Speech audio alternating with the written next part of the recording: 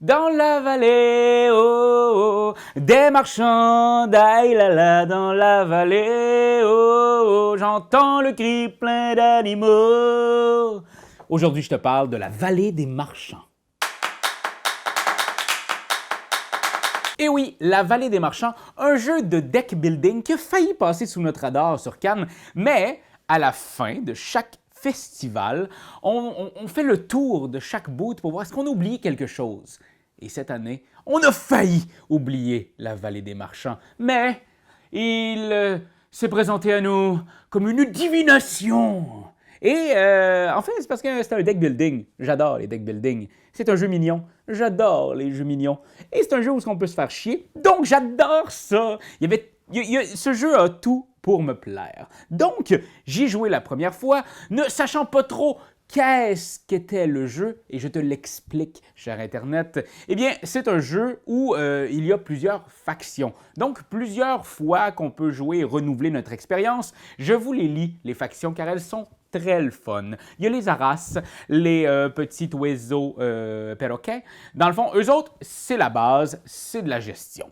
Il y a les pandas. Ici, les pandas géants, eux autres, ils négocient, ils sont plus souvent dans le marché, donc ils vont aller chercher des affaires dans le marché plus souvent que les autres. Les ratons, on se fait chier, on se fait voler, on vole aux autres.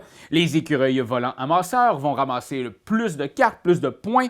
En fait, plus de points. Vous allez voir la façon de gagner ce jeu-là. Il y a les oslots, qui sont les oslots, oslots chanceux, qui eux amènent le fameux dé qui amène un peu de hasard dans ce jeu-là. Et sinon, il y a les caméléons qui peuvent être des cartes de d'autres factions. Parce que ce jeu-là, le grand but du jeu, c'est de créer des decks de 1 à 8. C'est comme si on défaussait notre main de deck building pour créer 8 lignes, 8 paquets d'une seule faction qui va de 1 à 8 en scoring. Parce que vous voyez, ici, il y a un petit 2, ici, il y a un petit 1. Chaque carte est identifiée de 1 à 6, je crois. Et notre but est donc, dans le fond, si j'avais le raton, je pourrais très bien défausser cette carte de ma main pour commencer ma première pile. Je ne pourrais pas commencer à 8 et de descendre. Non, il faut que je commence à 1. Après ça, il va falloir que j'aille à 2. 2, je peux défausser, oui, une carte de 2, mais je peux aussi défausser 2 cartes de 1, mais il faut que ce soit toujours de la même faction. Et on fait ça jusqu'à temps qu'on ait 1, 2, 3, 4, 5, 6, 7, 8.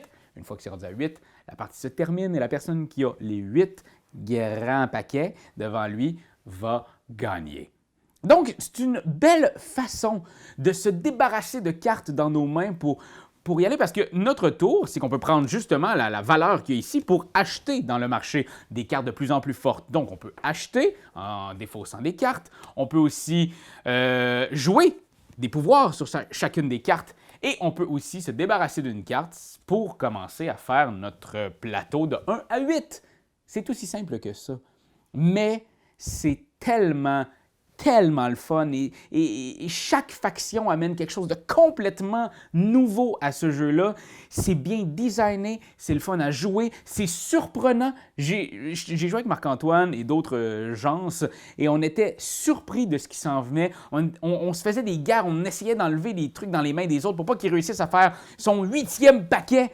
Parce qu'au début, tu te défausses des trucs, tu te dis « c'est facile ce jeu-là », mais rendu à la fin, tu n'as plus assez d'argent pour aller chercher des cartes ou tu as trop de cartes, puis tu essaies d'avoir les cartes de ta bonne, de bonne couleur pour réussir à faire le 8e panneau. Bref, c'est remarquable. C'est pas pour rien qu'il y a le petit Seal of Excellence de Dice Tower, on les salue, mais c'est un jeu vraiment très chouette. Et comme je vous dis, chaque faction amène quelque chose. Moi, je vous dis, je ne jouerai pas sans les ratons. Ils font vraiment chier.